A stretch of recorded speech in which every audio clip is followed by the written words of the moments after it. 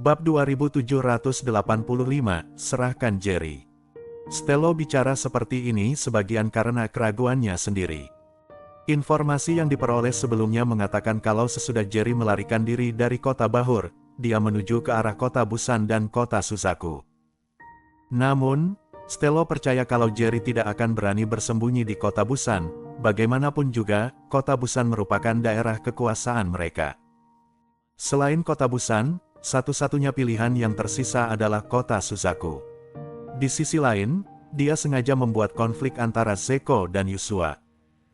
Dia baru saja memberitahu Zeko kalau Jerry yang membunuh tetua kedua kota Busan, dan Jerry bersembunyi di kota Suzaku, jadi pasti akan terjadi konflik antara Zeko dan Yusua. Kalau kedua orang ini berselisih dan memulai perang, hasil akhirnya kemungkinan besar adalah kedua belah pihak akan rugi, dan Stello akan mempunyai kesempatan untuk menguasai kota Busan dan kota Suzaku. Benar saja, niat Stello berhasil. Zeko yang awalnya berencana untuk pergi, langsung berhenti. Kemudian, Zeko memandang Yusua dengan marah. Pantas saja kamu terus mendesakku untuk pergi, ternyata kamu menyembunyikan bajingan itu di kotamu. Yusua, sebenarnya tidak ada masalah antara kita, dan aku tidak mau kita berperang karena ini. Aku sarankan kamu segera serahkan pemuda itu, sesudah itu, kita tidak usah saling mengganggu lagi. Kalau tidak, aku tidak akan pernah mengampunimu. Mendengar itu, Yusua menjadi sangat marah hingga tubuhnya gemetar. Walau pernah mendengar nama Jerry, dia belum pernah bertemu Jerry secara langsung, jadi bagaimana mungkin dia menyembunyikan Jerry di rumahnya. Namun sekarang, Stello dan Zeko bersikeras kalau Jerry berada di rumah tuan kota Suzaku. Yusua berujar dengan marah, sudah kubilang, tidak ada pembunuh yang kalian cari di sini, apalagi bajingan bernama Jerry itu. Aku juga sarankan kalian untuk tidak sengaja mencari masalah. Aku, Yusua, tidak takut dengan kota Busan. Stello menatapnya sambil menyeringai. Kamu bilang tidak ada. Kami mana bisa percaya begitu saja tanpa bukti. Kalau mau bukti, kita harus masuk untuk mencari bajingan itu, baru akan ada bukti, ya kan? Tapi, Tuan Kota Yusua mungkin tidak berani membiarkan kita masuk untuk mencarinya. Zeko langsung menimpali, benar sekali. Cepat serahkan dia, aku tidak akan meminta pertanggungjawabanmu lagi. Menia langsung melangkah maju sambil memegang pedang di tangannya, sikapnya sangat tegas. Aku akan mengatakannya sekali lagi, Jerry yang kalian cari tidak ada di sini, kalau masih terus memaksa, jangan salahkan kami nanti. Menia juga sangat marah sekarang ini. Mereka jelas tidak menyembunyikan siapapun, tapi orang-orang ini bersikeras memasuki wilayah kota Suzaku untuk mencari orang. Dia juga sudah siap. Kalau Zeko dan Stello membuat keributan lagi, dia akan memberi mereka pelajaran. Stello tidak percaya kalau Menia benar-benar berani melakukannya, apalagi Menia adalah seorang perempuan, jadi Stello tidak menganggapnya serius. Jadi, Stello terus mengancam, aku bilang sekali lagi, orang yang kami cari bersembunyi di kota kalian. Serahkan dia langsung, kalau tidak, aku akan pakai caraku sendiri untuk masuk dan menangkapnya. Aku tidak akan membiarkan masalah ini berlalu begitu saja. Mata Menia mendadak berubah sinis. Dia tidak mau lagi berdebat dengan orang-orang tak tahu malu ini. Dia melesat dan menebas Stello dengan pedang di tangannya. Semua ini terjadi terlalu cepat, dan tidak seorang pun menyangka Menia akan bergerak. Mata Stello membelalak dan dia menghindar dengan panik. Bab 2786, Master akan segera datang. Bagaimanapun, Stello adalah seorang master yang sudah mencapai alam surgawa kelas 6 puncak. Saat pedang Menia akan mengenainya, dia dengan cepat menghindar. Walau begitu, sisa kekuatan pedang itu meninggalkan bekas berdarah di tubuh Stello. Dasar perempuan tua, berani sekali kamu. Kurasa kamu tidak mau hidup lagi. Sesudah menghindar, Stello sangat marah dan mulai berteriak pada Menia. Awalnya, semua orang mengira Menia menghunus pedangnya hanya untuk menakut-nakuti para seniman bela diri kota Busan. Tidak ada yang menyangka kalau Menia benar-benar akan menyerang. Menia tidak memedulikan Stello. Dia menatapnya dengan sinis sambil berujar, sudah kubilang, tidak ada orang yang kamu cari di sini. Sebaiknya kalian pergi dari sini sekarang juga, atau aku tidak keberatan memenggal kepalamu. Kali ini, Stello melihat kalau Menia serius dan takut kalau dia terus berteriak, Menia akan menyerangnya. Wajahnya berubah sinis dan dia tidak berani lagi memaksa masuk ke kota Suzaku. Mata Zeko berkilat sinis saat melihat ini. Bagaimanapun, Stello berasal dari kota Busan. Dikejar dan dibacok oleh seorang perempuan sama saja dengan menginjak-injak martabat mereka. Namun, Zeko juga tahu kalau ini bukan saatnya bagi kota Busan dan kota Suzaku untuk berperang, jadi dia harus menahan amarahnya. Zeko langsung memandang Yusua sambil berujar dengan sinis, "Tuan kota Yusua, ternyata kota Suzaku kalian begitu tidak sopan. Apa ini tidak terlalu kasar?" Yusua mendengus sinis sambil berujar, "Kami tidak sopan. Kalian melanggar aturan di alam tengah bela diri kuno, membawa begitu banyak orang, dan memaksa untuk masuk ke kotaku. Sepertinya yang tidak sopan itu kalian, bukan?" Zeko mendadak terdiam dan mengepalkan tangannya dengan marah. Tidak ada orang yang berani mengatakan kalau dia tidak sopan, apalagi seorang perempuan. Sekarang, di kota Suzaku, beberapa kali berhadapan dengan Yusua yang galak dan dia tidak berdaya. Zeko berujar dengan marah, "Apanya yang aturan alam tengah bela diri kuno? 4 kota besar alam tengah bela diri kuno selalu punya hubungan, saling bertukar sumber daya kultivasi untuk mencapai tujuan meningkatkan kultivasi semua orang. Tapi, sesudah giliranmu menduduki posisi tuan kota Suzaku, kamu mulai menutup kota dan berhenti berinteraksi dengan kota lain.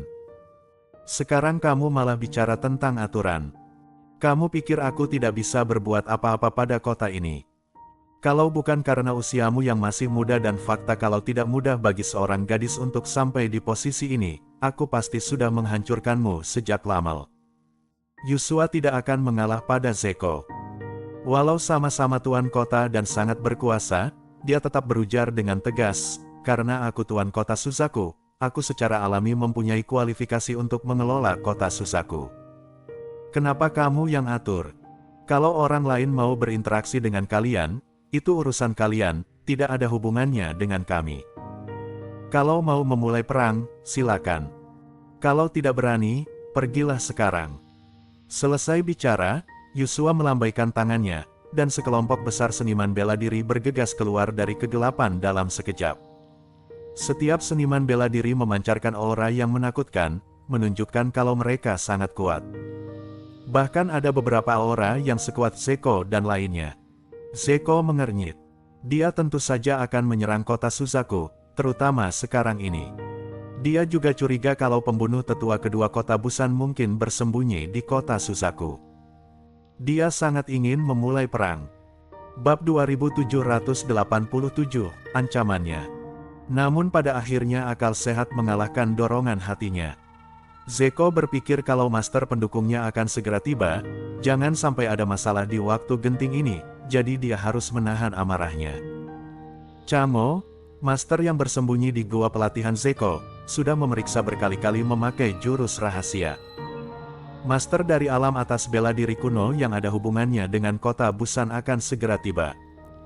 Zeko masih harus mengandalkan master itu untuk menguasai seluruh alam tengah bela diri kuno. Tentu saja, dia tidak akan berperang dengan kota Suzaku karena masalah ini. Zeko juga sangat jelas kalau banyak pemimpin sekte yang menghormatinya di permukaan, tapi karena kekuatan mereka setara dengannya, sebenarnya tidak takut padanya. Dia juga tahu kalau ada banyak pemimpin sekte yang mau membunuhnya dan menggantikan posisinya. Sekarang ini, kalau dia benar-benar berperang dengan kota Suzaku, pada akhirnya sewaktu dia dan Yusua sama-sama terluka, pemimpin sekte lainnya pasti akan memakai kesempatan ini untuk menyingkirkannya.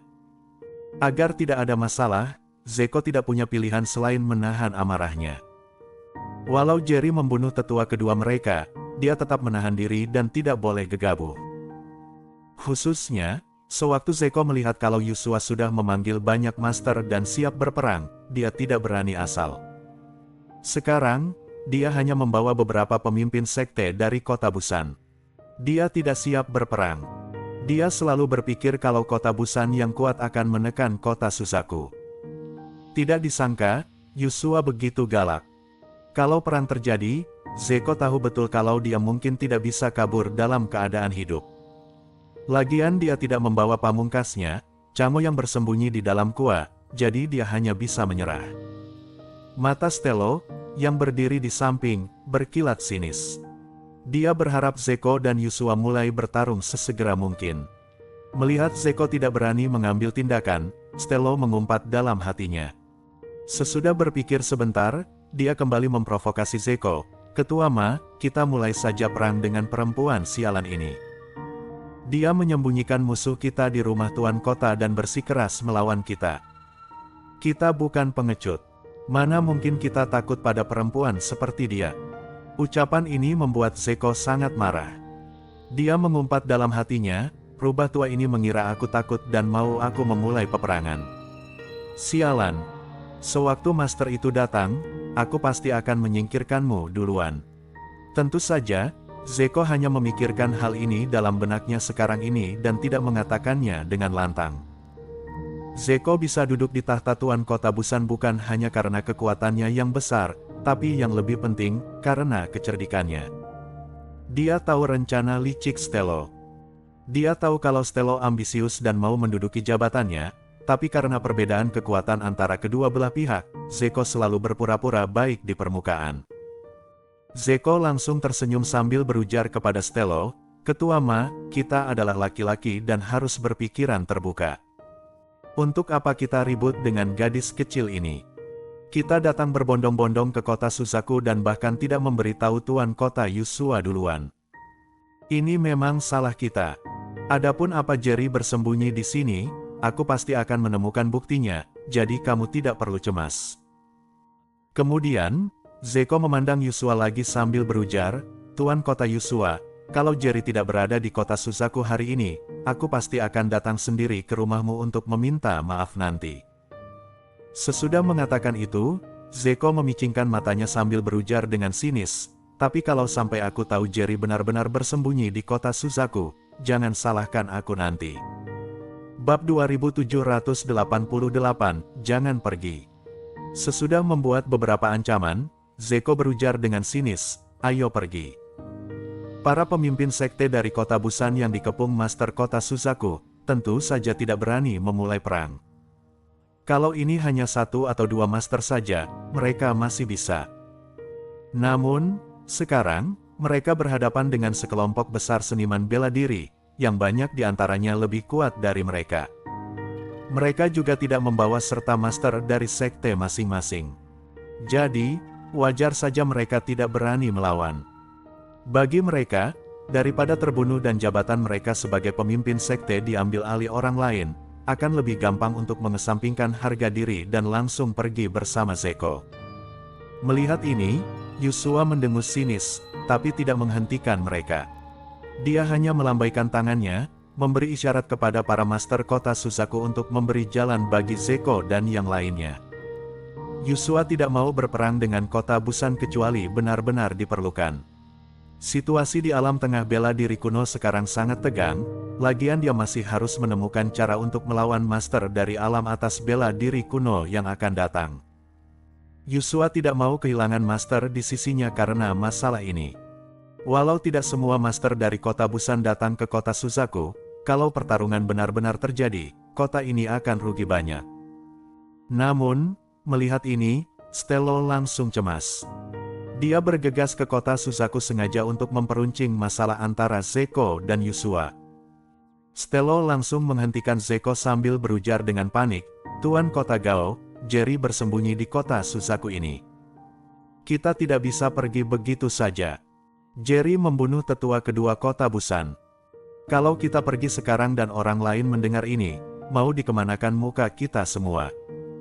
Kalau kita pergi sekarang, Jerry mungkin akan melarikan diri ke tempat lain. Tidak akan mudah untuk menemukannya lain kali." Mendengar ini, muka Zeko menjadi sangat suram. Dia tidak mau berperang dengan kota Suzaku sekarang, tapi Stelo terus memaksanya. "Tentu saja aku akan membalaskan dendam tetua kedua, tapi tidak sekarang."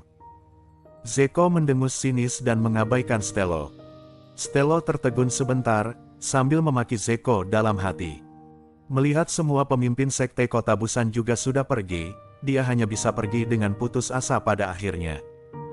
Sebelum pergi, Stelo berbalik untuk mengancam Yusua, "Kalau aku sudah dapat bukti kamu menyembunyikan pelakunya, kamu akan rasakan akibatnya."